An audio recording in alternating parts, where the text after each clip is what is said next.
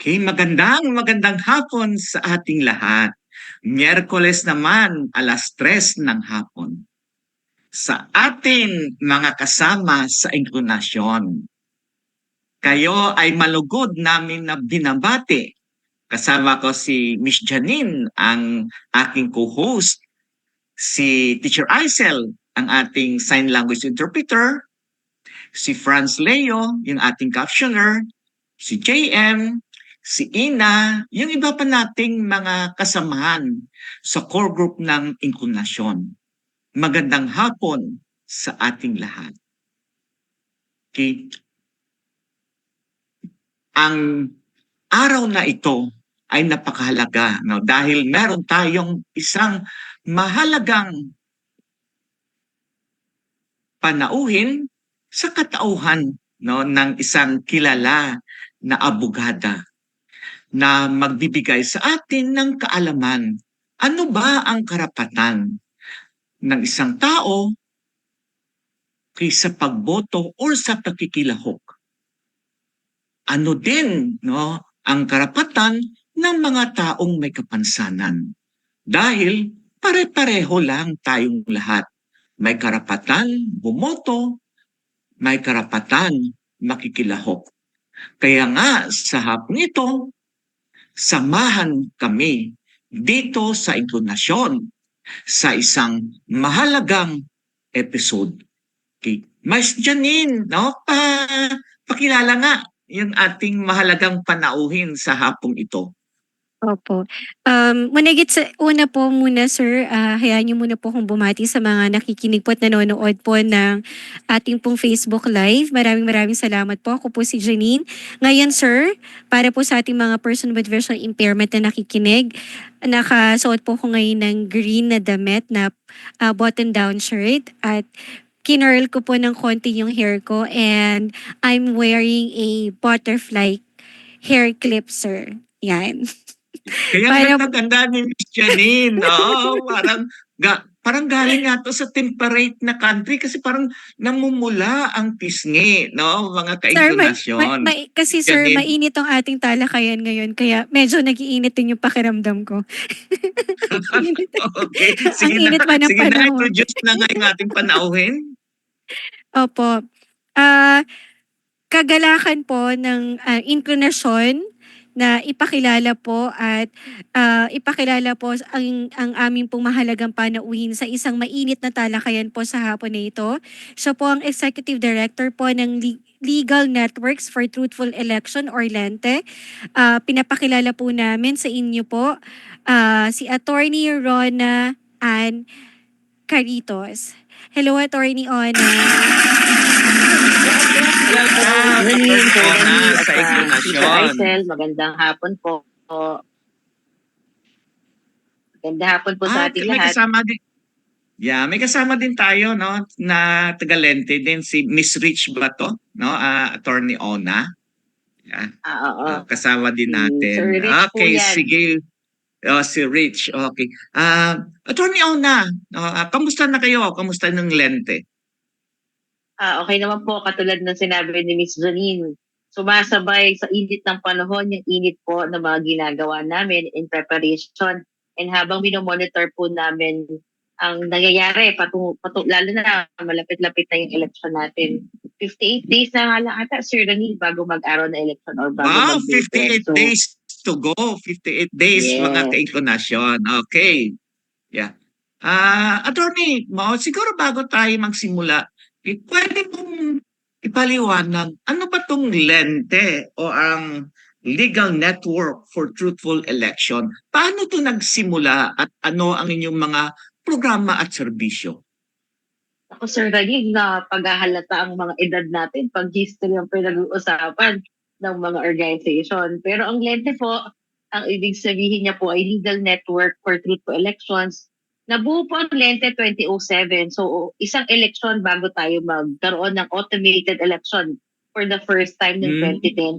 At nabuo po primarily ang LENTE para bantayan yung dagdag bawas. So, sabi ko nga sa inyo, Sir Ranil, medyo throwback to.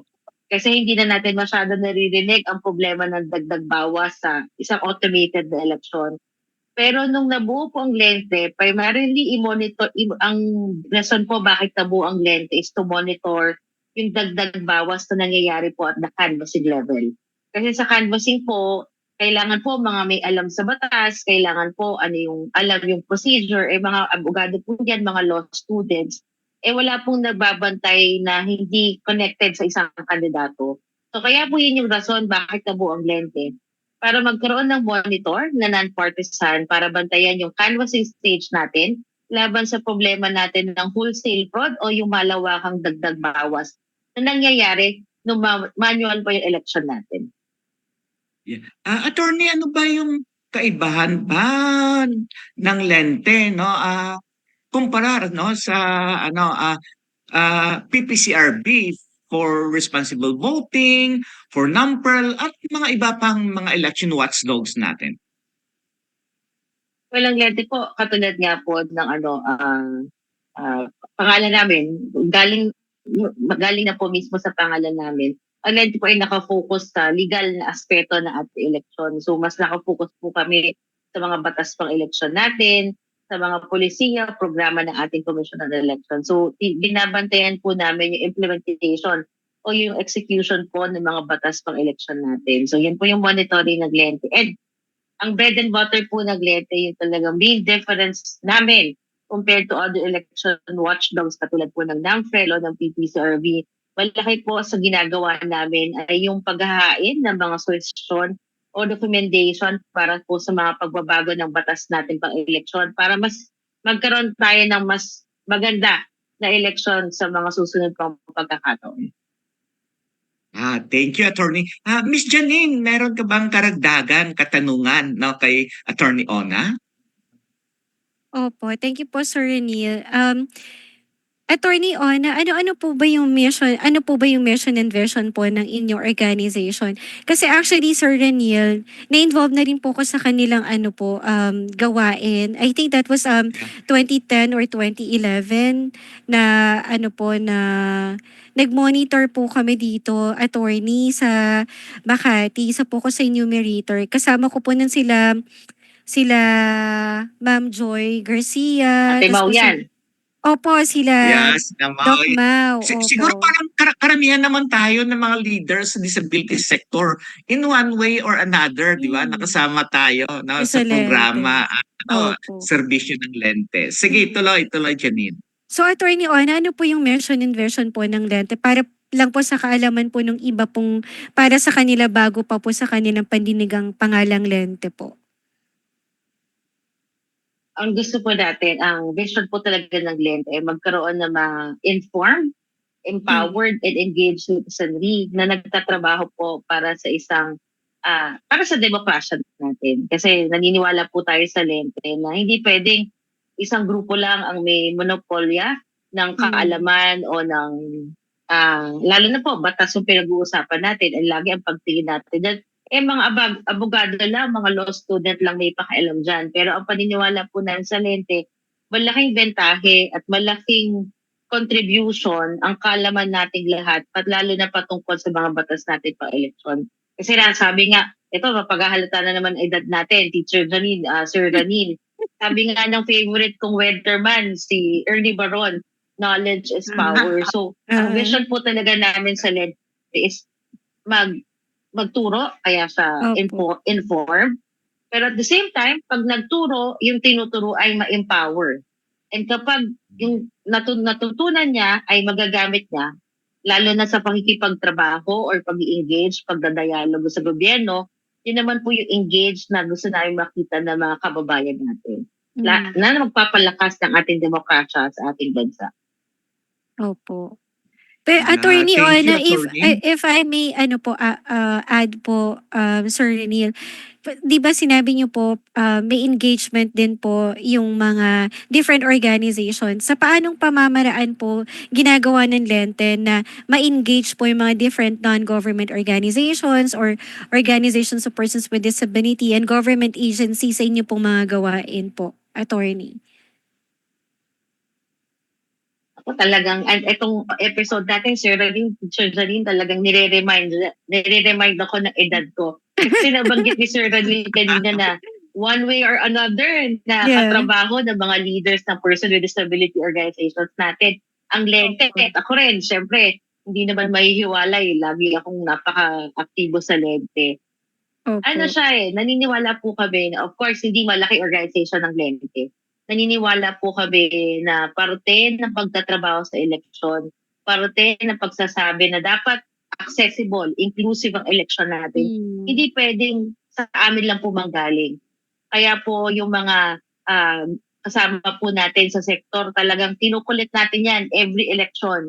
Kahit nga hindi election kinukulit po natin ating mga kasamahan sa sektor para lang po lahat ng suggestion nila, lahat po ng pakiramdam nila, lahat po ng sa tingin nila ay dapat baguhin sa election ay mapag-uusapan. And at the same Opo. time, nagiging bridge rin po or facilitator sa Lente na iparating at magdialogo ang ating mga kasama sa sektor at ang mga government organizations or government agencies, lalo na po ang ating COMELEC, Commission on Elections, ang NCBA. So yun yung engagement at involvement ng Lente sa mga kasama natin sa civil society organizations and at the same time with government agencies. Opo. Hindi natin tinitignan na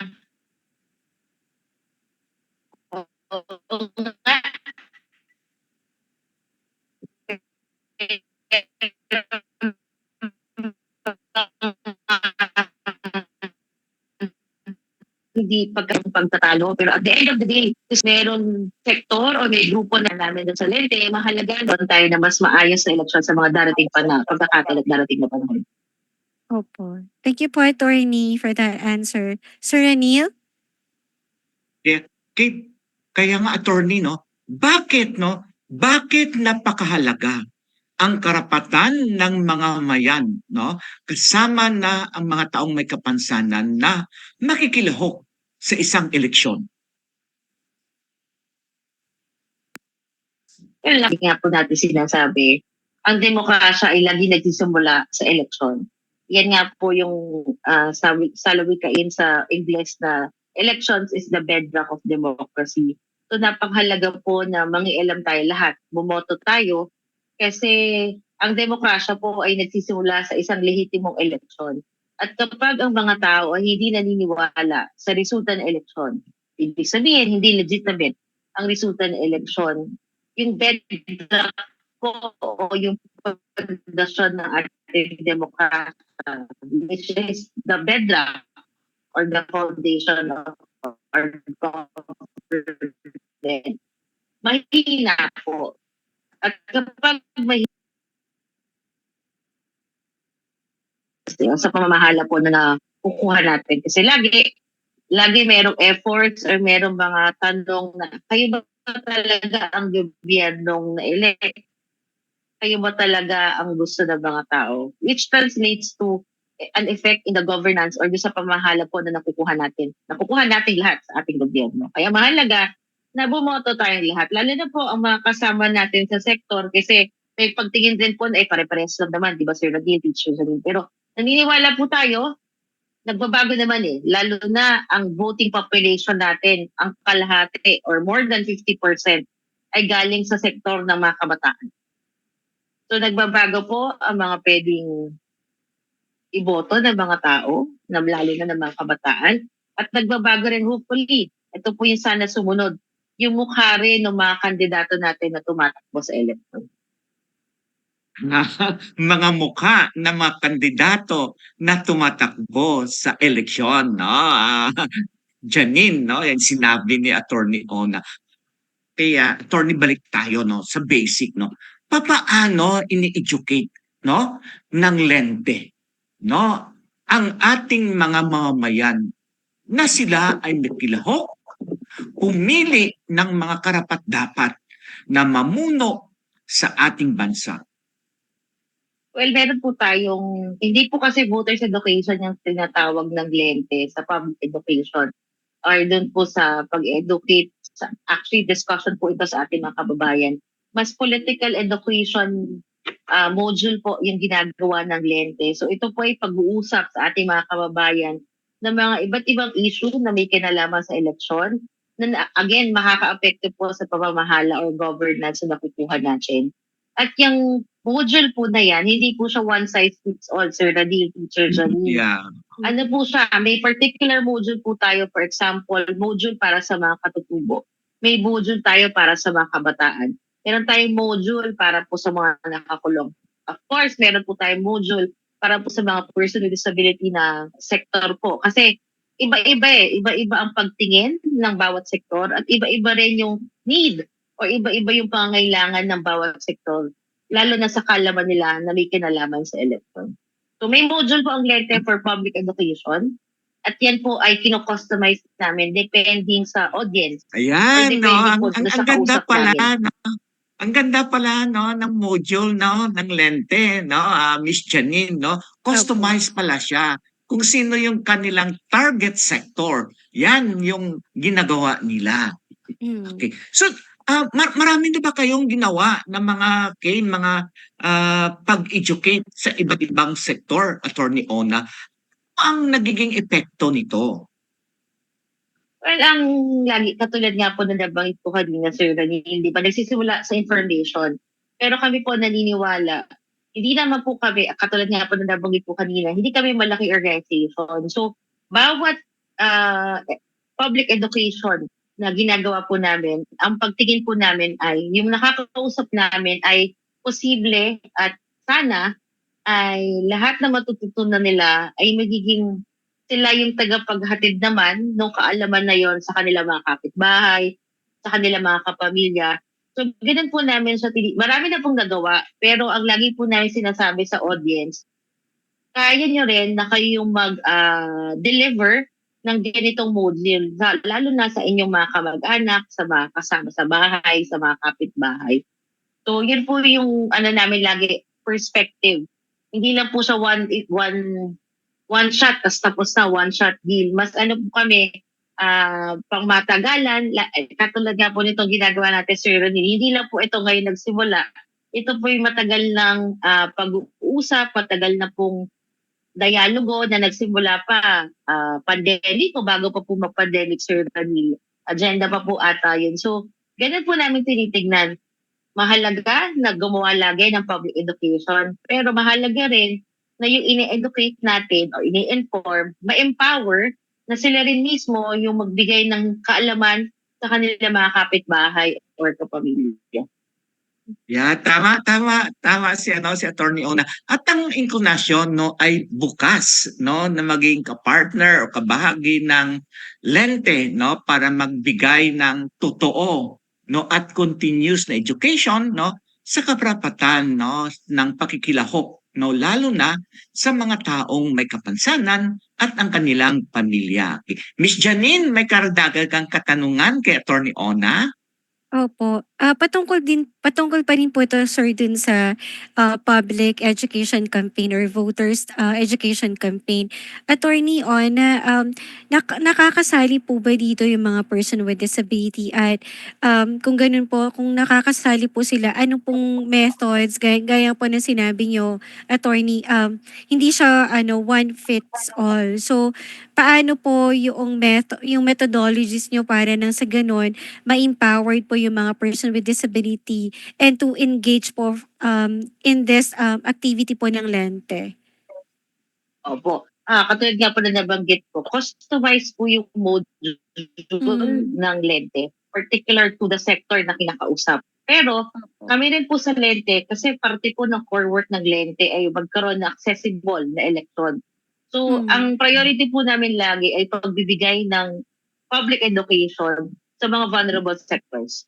Kasi meron pong general education. Pero kami po, kung papipiliin, kung may dalawang schedule na general education at may schedule for a particular sector, vulnerable sector, mga katutubo po, mga person with disability, mas uunahin po namin sa schedule yung mga public education na may kinalam po sa ating mga vulnerable sectors. Kasi naniniwala po kami na kakaunti lang yung mga grupong katulad natin na mas nag-extra effort pagdating po sa pag-educate na mga kasama natin sa sektor para sa kanilang karapatan bumoto. So, pinipili po namin na yun, gamitin yung aming panahon at gamitin namin yung panahon, oras, yung aming mga kaalaman sa pagpaprioritize po ng public education sa mga sektor.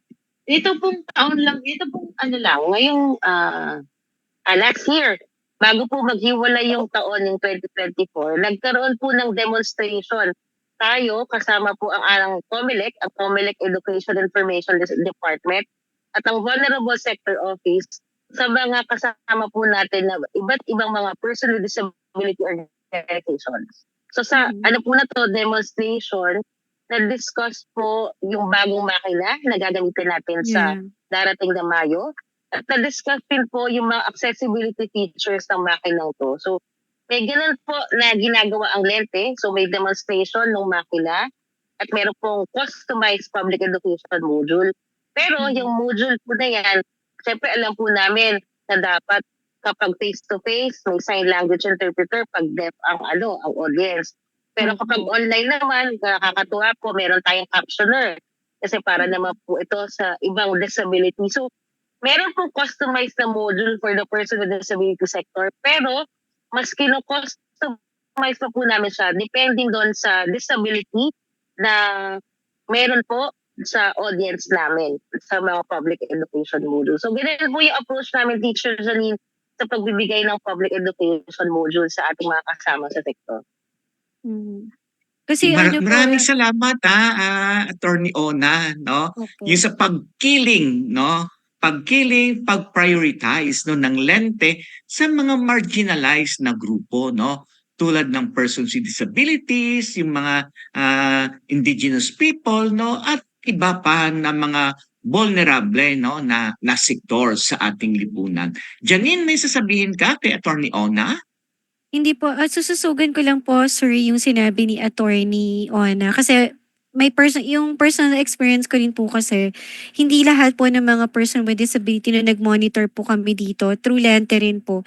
Hindi din nila alam kung paano gamitin yung machine. Especially, yung mga person with visual impairment, they are totally reliant sa kanilang personal assistant. And sometimes po, yung ibang mga teachers or yung mga watcher po doon, they don't allow. Pero yun nga po yung sinasabi namin na as volunteer po nung dati sa Lente, sir, inano namin na kasama naman po talaga sa batas na yung mga tao may kapansanan kung wala pong kakayahan na sumulat o bumasa at mag-insert po nung balota nila sa machine, they are allowed to pick their own personal assistant.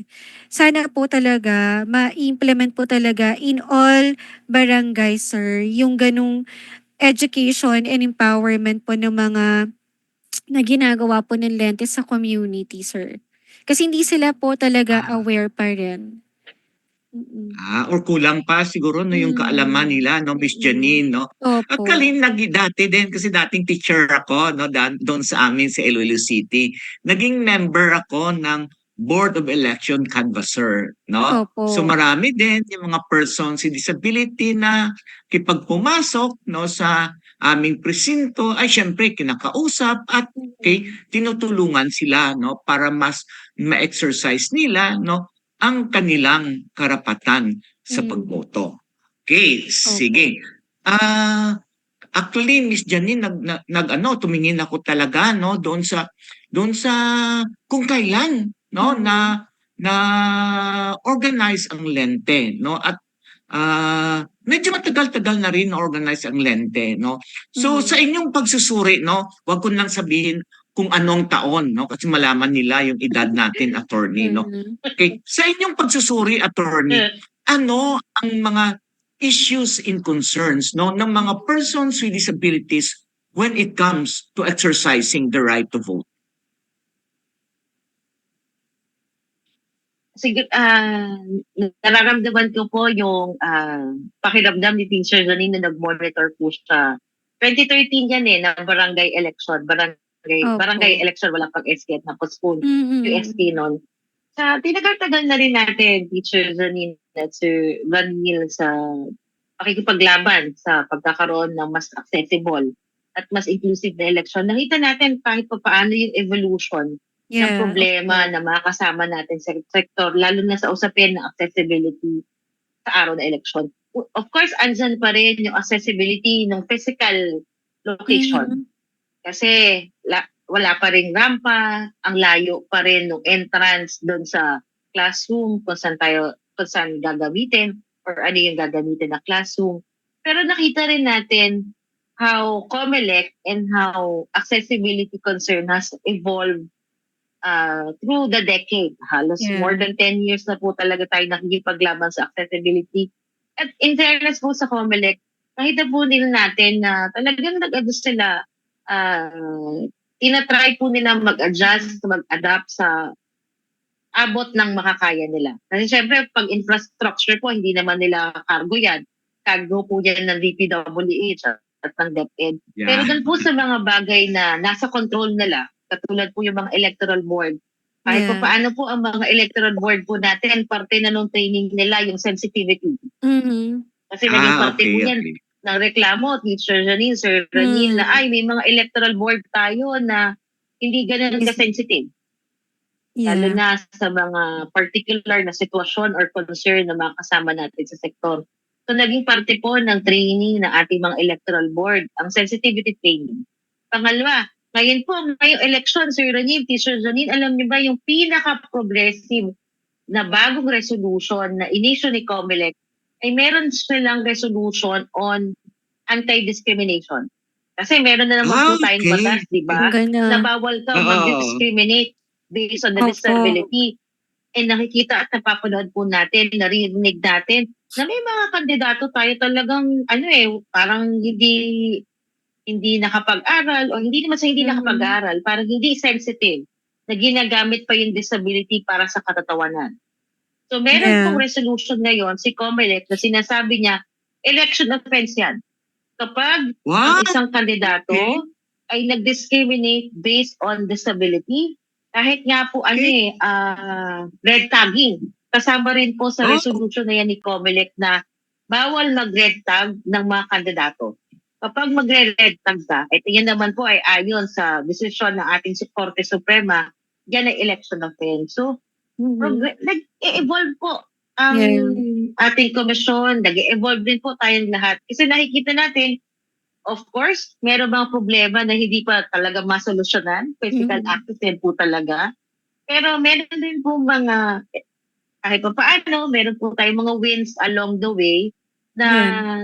nag-i-ensure po ng accessibility kahit pa paano po, mas accessible na election para po sa mga kasama natin sa sektor. Mhm.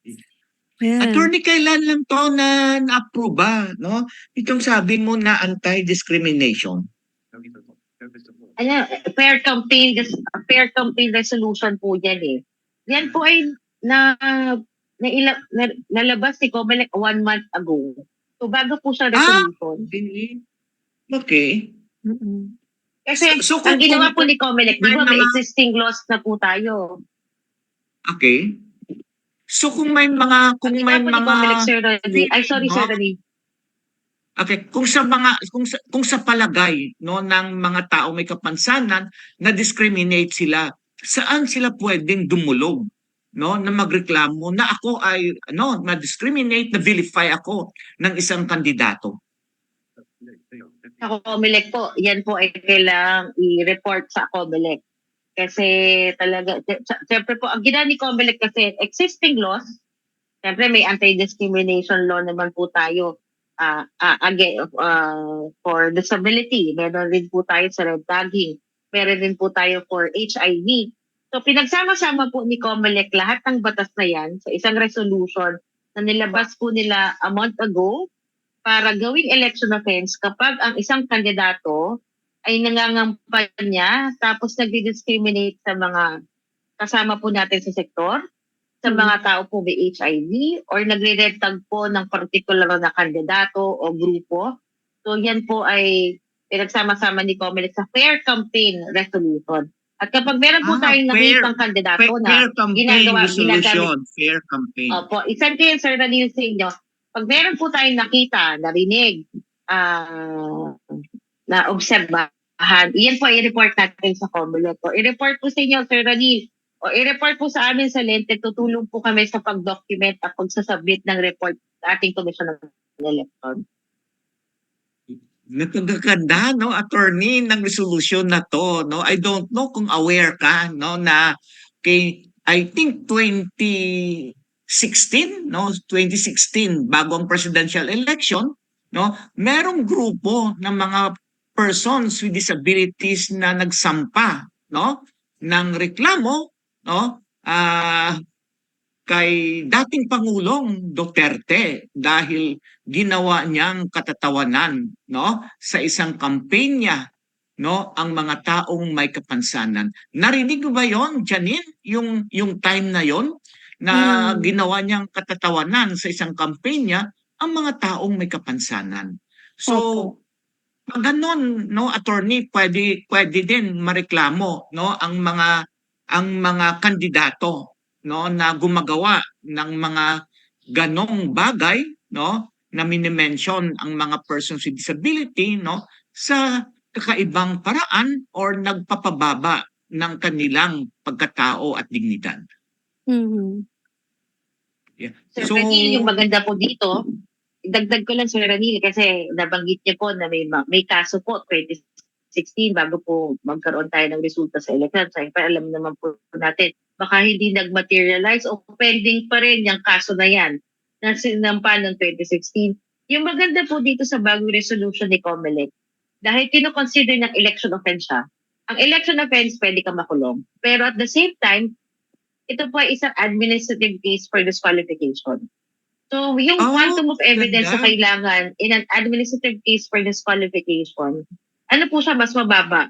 So, mas may pangil si COMELEC pagdating po sa pag-disqualify ng mga kandidato. So, kapag meron po tayong mga kandidato na lalabag sa resolution na to and directly lalabag dun sa mga batas na discuss po natin kanina, ay maaari sila ma-disqualify. So, mas mabilis po kahit pa paano yung resulta na makikita natin in a disqualification case versus an election offense case na yun po yung parang tinaso rin po kay dating Pangulong Duterte kasi yan may kaparusahan niya ng pagkakakulong.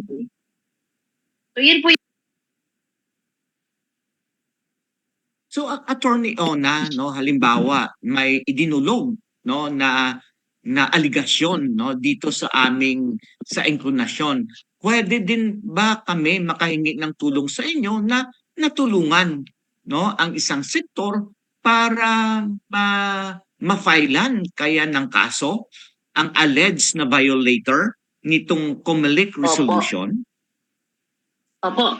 Ang initial po lagi na pagtulong namin sa Lente kasi po, syempre si Ronnie. Hindi ko lang pumaon ng video ko kasi ang lakas ng hangin dito sa amin. So, bumabagal po yung internet ko. Maya-maya po, pag tumigil yung hangin, i-on po yung video ko. Pasensya na po sa tech natin. Babalik lang po ako dun sa nasabi ko. So, lagi po ang initial na pagtulong ng Lente ay pagdodocument. Paggagawa ng judicial affidavit. Kasi pagdating naman po sa usapin ng pagsampa ng kaso, ito po i-test natin si COMELEC. Kasi si COMELEC, kung wala ka namang kandidato na sinusuportahan, pwedeng si COMELEC ang magsampa ng kaso eh. Na ikaw lang yung witness. Okay. So pwede pong ganun natin sa i-test. So, So magandang kami po ay informasyon tutulong. ito, Sana no? po meron po tayong mga viewers. Yeah. Mhm. So magandang information, no, ang ibinahagi sa atin ni Attorney Ona na pwede pala, no, Mhm. pag nakita tayo, no, na sa palagay natin isang violation nito sa Fair Campaign Resolution ay pwede tayo maghain, no, ng reklamo at may pwedeng tumulong sa atin, no. Kay Janine, may karagdagan kang katanungan kay Attorney Ona? Opo, Sir Reniel. Patungkol pa rin po 'to sa issues and concerns po sa mga taong may kapansanan. Patungkol lang po ba 'to Attorney Ona, sa pagboto? Paano naman po kung halimbawa po, paano naman po, Attorney Ona, kunwari ako po, gusto ko pong maging kandidato ta's na-discriminate po ako because of my disability. Um Puwede pa rin po ba niyo kaming matulungan patungkol sa issue na yun? Or lahat lang po ng impormasyon, education, campaign niyo ay patungkol lamang po sa right to vote ng mga person with disability? How about their rights to be a candidate din po or run for a position po? Ang gandang tanong Yan ni po ay Miss Janine, no? Opo. Papaano naman talaga makilahok bilang kandidato mismo no, sa isang Mm. halalan. Sige, Attorney Ona. Opo, ito lang po yung ano dyan, peculiar kasi ang lente po ay non-partisan. Ibig sabihin po, walang sinusuportahang kandidato or political Hmm. party. Pagdating po sa mga reklamo or sa paghingi ng tulong ng mga kandidato, unfortunately po, pag kandidato po, nag-hands off po kami kasi maapektuhan po yung kredibilidad ng organization bilang non-partisan Ah. na grupo. So yun po yung ano dyan, mahirap po dyan. Pero kapag botante po, sensya na po, may aso po sa tabi ko. Pero kapag botante po, ay kami po ay tutulong sa abot ng aming makakaya. Kasi ang botante naman po, walang sinusuportahang kandidato, political party. So papasok po siya doon sa amin, isa sa mga trabaho na ginagawa sa Lente. Pero Attorney Ona, kahit po patungkol lamang po din, hindi po sa kanyang kandidatura, kundi po din sa diskriminasyon na naranasan niya po pagkat siya po taong may kapansanan at nais lamang po niyang maging kandidato, hindi po para din sa political, yung ano po niya, kanina po sila po Tatakbo pa lang po opo, siya. Pwede Tapos po po siya sa amin opo, muna sa Lente. Kasi technically, hanggat hindi kandidato, hmm, hanggat hindi kandidato, Teacher Zanin, pwede po namin tulungan. So, pwede po namin Ah. i-extend yung pagtulong na yan sa pagbibigay ng advice, sa pagsasabi po ng mga techniques o strategy para makatulong po sa paghahanda ng kasama natin if ever po gusto na tumakbo bilang kandidato sa eleksyon. Okay, thank you, Attorney. No? Thank you, Attorney. Attorney, tulad din dito na sa amin sa inklinasyon, no? Ang inklinasyon ay wala ding kinikilingan. No, we don't engage no as a group into partisan politics. Pero syempre no may kanya-kanya naman kaming napupusuan. Pero as a group no, we are non-partisan, 'di ba Janine? 'Di ba? I'm sure si Janine may Opo. napusuan, ako din may napusuan, pero as Mm. inklinasyon no, we see to it no na we are no non-partisan, 'di ba Janine? Opo, tama po kayo, sir. Yeah. Okay, sige, sa patuloy natin no na pagtatanong no kay Attorney Ona. Okay.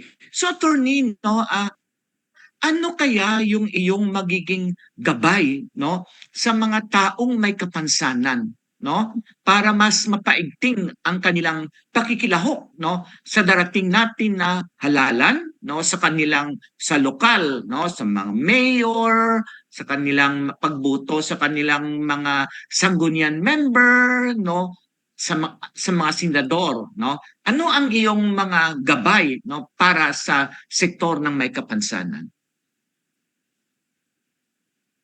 Una-una po siguro ang dapat natin tignan. Actually hindi nga lang po to sa mga kasama natin sa sektor para sa ating lahat po ito. Dapat may polisiya o programa na na ipupush yung kandidato. Pangalawa po, kung yan po ay incumbent, kung yung incumbent ba na yan, kamusta yung performance niya. At kapag usapin po ng Yeah. sektor, Kamusta, Attorney, kailangan rin po kanyang tignan ano ang ba yung kanyang naging mga track record, programa niya. no? Anong kanyang track Oo. record? Oo, Mm. sige, tuloy. Kasi baka naman pinapansin lang ng incumbent ang sektor kapag eleksyon na. At pagkatapos sa Yes. eleksyon, okay, babay na, dyan ka na ulit sa Tama. Attorney, ikaw daw. nagsabi niya na pag-eleksyon lang tapos bibigyan ng ayuda ang mga Oo. persons with disability kasi malapit ng Oo. eleksyon. Sige, Attorney, tuloy lang, tuloy. Opo. Pangatlo po, ang lagi rin po namin sinasabi, kapag masyadong malaki ang ginagastos ng isang kandidato o incumbent po yan, tinitake advantage yung kaban natin, yung resources po ng gobyerno, yung tao ng gobyerno, yung infrastructure ng gobyerno. Pag-isipan po natin yung mga ganyang klaseng kandidato, kasi kapag may mga kandidato po tayong sobra-sobra ang gastos o kapag may mga incumbent po tayo na harap-harapan, nagtitake advantage sa kanyang opisina dahil incumbent siya. Yan pong mga yan kapag sila ay nanalo at umupo sa pwesto, alam po natin kung saan pupunta yung pamamahala or governance na makukuha natin sa kanila. So mag-ingat rin po tayo sa mga ganyan. Saan kaya nila, attorney, babawiin, no, yung ginastos nila, Yan. no, before and during the election? Sige. Ano pa, attorney, yung iyong gabay? Pang-apat po ay tingnan rin po ano ang pakikitungo niya sa mga kasama niya kung siya po ay parte ng party. Kasi minsan po may mga party for convenience lang eh. May mga group organization na para lang masabing may group organization at hindi incumbent. So, tignan rin po natin kasi minsan may mga pagsasamang pinagsama lang dahil sa eleksyon. So, tignan rin po natin. Kasi importante po, hindi lang mayor ang i-elect natin o iboboto natin. Eh. Dapat yung mga i-elect natin kahit pa paano, they know how to work with each other. Alam po nila paano makapagtrabaho sa isa't isa. Eh kung yung pong iboboto natin ay talagang mahirap katrabaho o talaga namang ayaw makipagtrabaho sa ibang tao, pag-isipan din po natin yung mga ganyang klase ng kandidato. Sige, Janine, may dagdagang tanong, Janine. Ang ganda, ano, ang ganda ng mga ng mga patnubay, no, ni Attorney Ona, no, kung paano bumoto tayo, no, sa darating na eleksyon. May dagdag ka pa, Miss Janine? Opo, susugan ko po yung sinasabi ni Attorney Ona, Sir Raniel, yung tamang pagkilala po sa mga napupusuan po nating mga kandidato ay mahalaga. Hindi lamang po dahil sa kilala tayo ngayon dahil election, pero higit sa lahat kilala po talaga natin sila kung paano po magtrabaho. I agree with you, Attorney Ona, sa na po na yun, na sa inyo pong gabay na iyon na sana po ay laging isa-isip po at isa-puso po ng mga kapwa ko po tao may kapansanan yung mensahe nyo na po ng gabay na yung tunay na pagkilala sa mga kandidato. Hindi lamang po kilala natin sila ngayon kasi nakakamayan natin sila ngayon sa pangangampanya, pero kahit nang nakaupo man sila o hindi sila nakaupo, visible po sila sa komunidad, sir.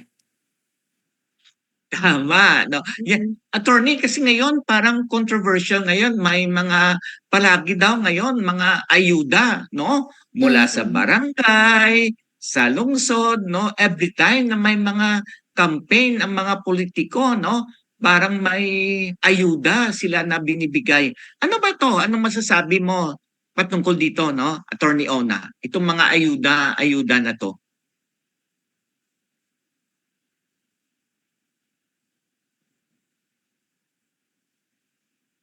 Parang Well, ano po nag-twist. yan? Controversial Okay, po sige. yan at iyan po sana. Wala siya po, Sir Raniel. Yeah, I think sa connection din, no, ni attorneys. Sige.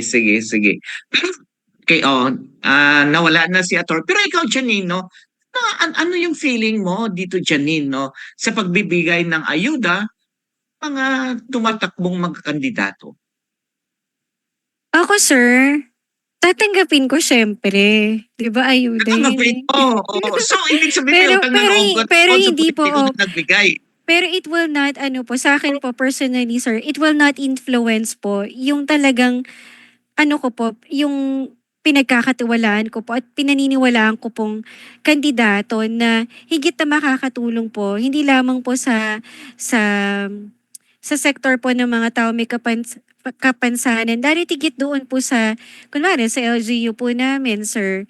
Hindi naman siguro po, sir, masamang tumanggap ng ayuda, pero pagdating na po ng botohan, gaya nga po na sinasabi ng tatay ko po, okay lang tumanggap ng ayuda or tulong mula sa mga kandidato. Pero pagdating ng boto, kung ano yung nasa puso mo at nasa isip mo, yun ang isulat mo, sir. So Diba? parang sinasabi, sige, tanggapin ang grasya, pero Oo. sundin ang konsensya. Yan, Tama, Miss tama ka, Janine? sir. Ang ganda. Tanggapin ang grasya, pero sundin ang ating konsensya. Okay, Tama sige. po, sir. Nandito na si Atty. Ona. Okay, sige. Anong take mo dito sa mga politikong nagbibigay ng ayuda, no, sa mga tao nitong panahon ng ng campaign? Hello po, Sir Ranil, Teacher Yeah, Janine. yeah, Yes yeah. po. Balik na po ako. Pinag-usapan namin ni Janine yung ayuda, attorney. Opo. Ano po yan, masalimuot po na usapin ng ayuda kasi iyan po ay binabantayan actually ng Lente. Nakapatay po yung video ko ngayon kasi malakas po yung hangin dito sa amin. Pero yan po ay binabantayan ng Lente sa dalawang nakaraang election po natin. At nakita po namin, Okay. po yung tinatawag natin na ASR or Abuse of State Resources. Kasi may fine line po kasi sa pag-deliver ng Ibigay. programa ng serbisyo ng gobyerno. Opo. Pero ayaw po natin na yung pagbibigay ng programa, pag-deliver ng serbisyo, ay magamit para sa eleksyon o kampanya ng mga nakaupo. Lalo na po yung mga nakaupo o yung mga incumbent po na tinatawag natin. So yun po yung binabantayan natin. Kasi okay naman magbigay ng ayuda. Pero dapat yung pagbibigay ng ayuda ay hindi mahaluan ng politika. Tama. Kasi napansin po natin in the two previous elections na nag-monitor tayo. Buti nga po ngayon, strict na si COMELEC at si TSWD eh. Kaka-submit lang po ni DSWD ng guidelines si COMELEC para sa social welfare program distribution. In the two elections na monitor po natin, Teacher Janine, Sir Ranil, kahit kasagsagan ng campaign period, namimigay ng AIX, TUPAD, MAIP, meron pong politikong kasama eh. Pero ngayon po, kapag meron po tayong nakitang politiko, ngayon po, national candidate, kasi hindi pa po nagsisimula ang campaign period for local. March 25 pa yan. Pag may nakita po tayong politiko na sumasabay sa pag-distribute ng social welfare program, AIX, TUPAD, MAIP, yan po ay ating i-report. Yan po ay i-document natin, picturean natin, i-video natin, kasi yan po ay bawal. At yan po ay pwedeng kasuhan ng ating Commission on Election. Kasi election offense po ulit yan. Yung pagkakaroon po na mga kandidato habang nag-distribute ng mga social welfare program po ng ating gobyerno. Attorney Ona, may pananagutan din po ba yung mga tao na tumatanggap po ng ayuda mula sa mga kandidato o wala naman po? Ang Ay, wala ganda po, ng kasi tanong ayun ni po. Janine. Okay.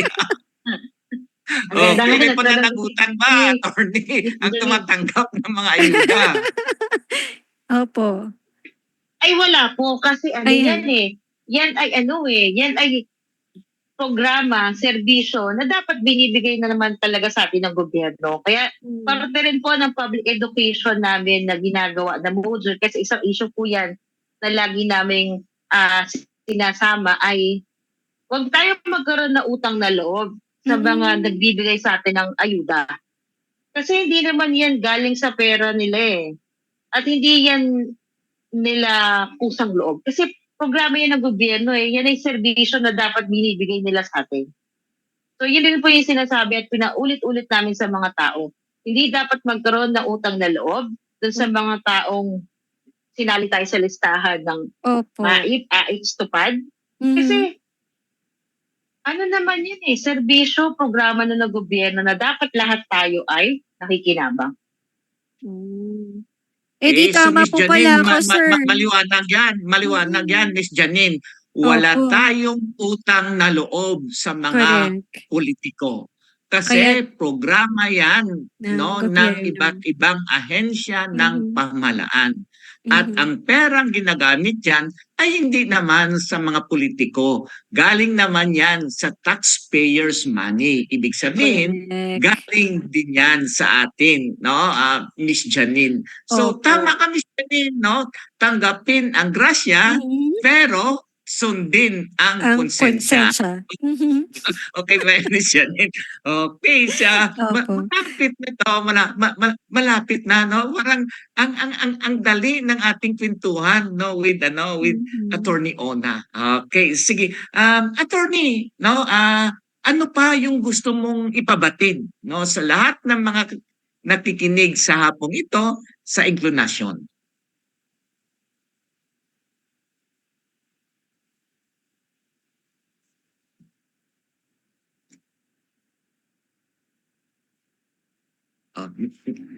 Nawala ulit, no, Miss Janine, no, si Attorney Ona. Siguro pupunta muna tayo, no, Miss Janine, no, sa Opo. ating Inklubalita, no? Ating Inklubalita, JM, kay Direct Ina, meron ba tayong Inklubalita ngayon?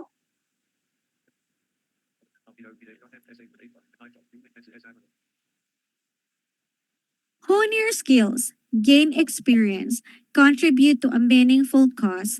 Incarnation is accepting interns and OJTs for our Facebook Live program dedicated to promoting the rights of persons with disability. Apply now and let's make a positive impact together. Send your application to incarnation@gmail.com. It's incarnation@gmail.com.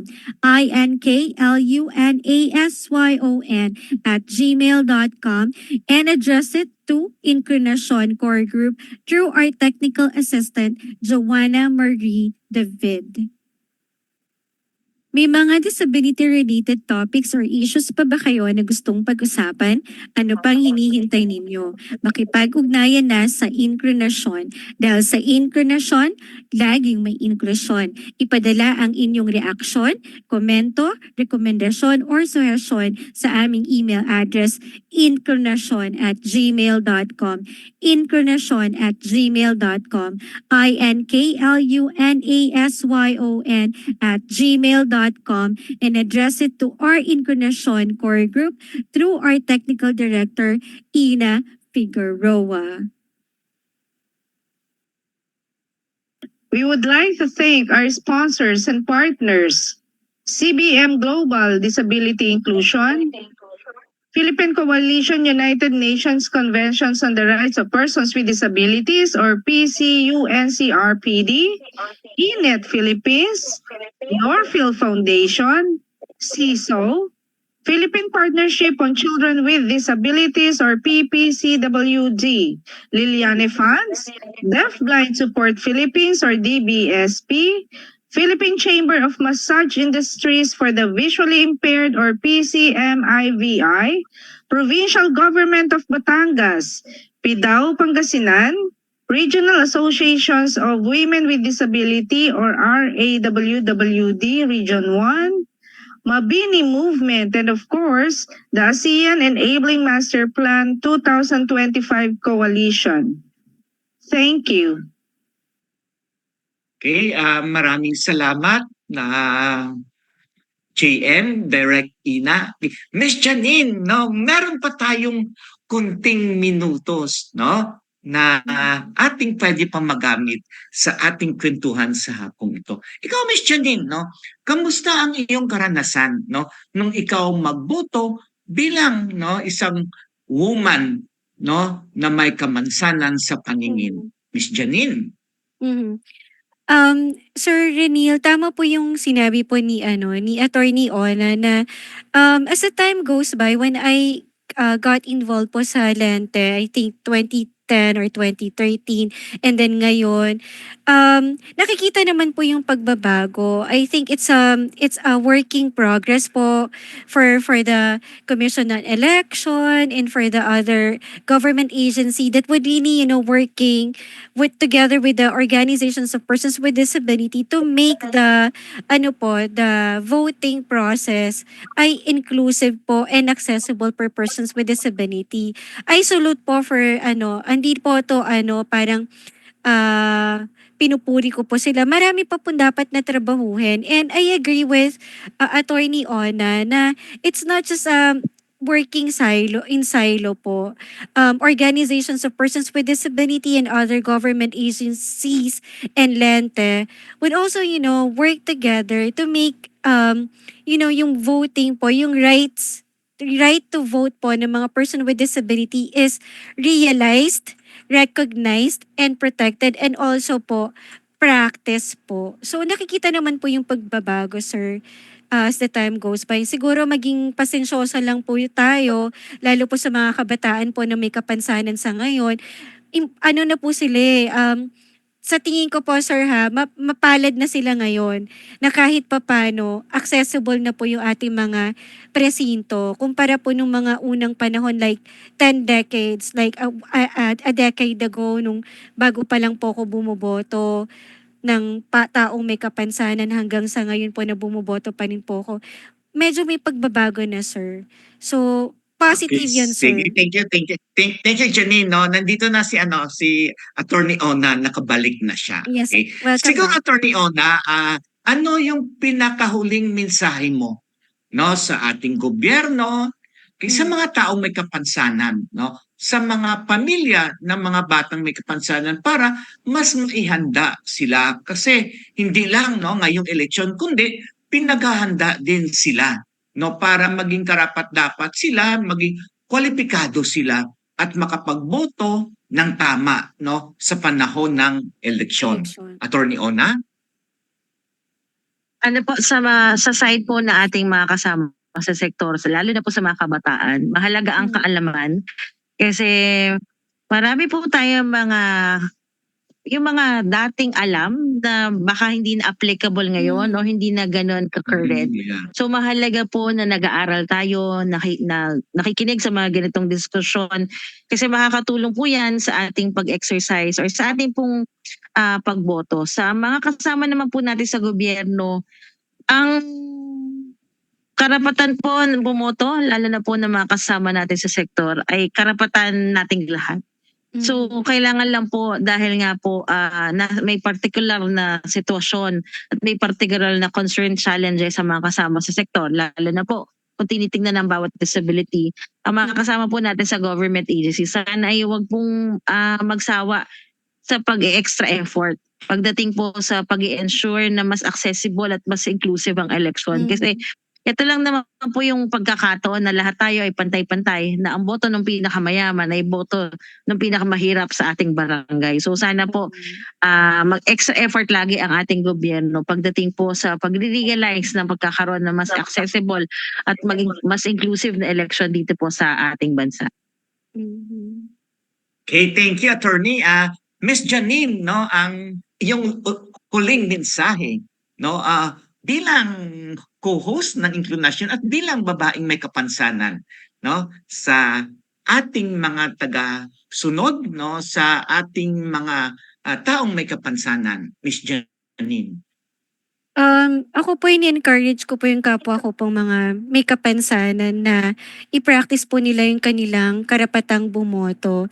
Kung hindi pa po sila nakakaboto pero rehistrado at tinatamad silang pumunta sa presinto, gamitin po nila yung kanilang sabi nga po ni Attorney Ona, this is an opportunity for us to be equal, to be kasi 'di ba we're all advocating the equal rights of persons with disability dun sa iba pong taong walang kapansanan. So ito po yung panahon na tayo po ay lumabas at sanayin ang ating karapatan na bumoto. So lumabas po tayo at bumoto at piliin po yung karapat-dapat na kandidato na sa palagay po natin ay hindi po uupo sa posisyon upang upang sila yung paglingkuran, kundi sila po yung maglilingkod po para sa sa bayang Pilipino po, sir. Miss Janine, no, sa mga magulang, no, sa mga pamilya, no, ng mga taong may kapansanan, may mensahe ka ba sa kanila? Opo, sir. Kasi ako po as person with visual impairment, Kasi hindi po ako mahalaga din yung suporta sir, ng mga tama. pamilya eh. Okay. Opo, kung samahan po natin yung mga kapamilya po natin na may kapansanan. Kasi ako, sir, hindi ko po kayang pumunta sa presinto nang ako lamang pong mag-isa. So, kinakailangan ko po yung suporta po ng aking pamilya at sila lang lamang din po yung pinagkakatiwalaan ko. So, sana rin po dun sa mga pamilya po na may miyembro na may kapansanan, hikayatin po natin sila. Kayo rin po yung maging nila, support, assistant, and also yung entrusted na tao na sumama po sa kanila sa presinto. Wag po natin yun ipagkait sa kanila na lumabas at makilahok po sa araw po ng eleksyon at botohan, sir. Okay, maraming salamat, no, Miss Janine, kay Attorney Ona, kay Rich, no, sa ating mga kasama dito, no, kay Teacher Aisel, kay Franz Leo, kay JM, kay Ina, yung kasama natin, kina Art, kina Mitzi, no, kay Doc China, no, kay Miss Jen, no, yung ating lead convener. Kay mga kasama, mga ka-inclinasyon, Isang hapon na naman ang natapos sa isang makabuluhang diskunsyon patungkol sa karapatan nating lahat, lalo na sa mga taong may kapansanan, na makilahok, na bumoto sa darating na eleksyon. Kung sawa na tayo at tayo ay nagrereklamo na ganito ang kalagayan ng ating bansa, ito na ang ating pagkakataon na baguhin, na magkaroon ng mga bagong mukha, ng mga kwalipikado na magpapatakbo ng ating pamahalaan. Huwag nating sayangin ang isang boto natin.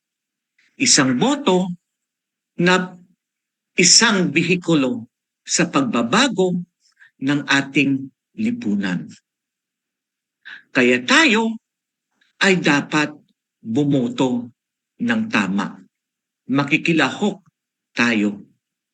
Kasi ito ay ating karapatan. Sabi nga ni Atty. Ona, sa panahon lang ng eleksyon ay tayong lahat ay magkapantay-pantay. Isang boto lang meron ang bawat mamayan sa Pilipinas. So ang inklinasyon ating hinihikayat ang lahat ng mga mamamayan, lalo na ang mga may kapansanan, na tayo ay sumali, tayo pumili ng karapat-dapat sa darating na eleksyon. Kasi ito lang ang ating pagkakataon na marinig ang ating boses. Dahil dito sa inklinasyon, ating kinikilala na lahat ay mahalaga. Walang naiiwan. Kaya sa inklinasyon, ang aming sigaw, inklinasyon, inklusyon, now na.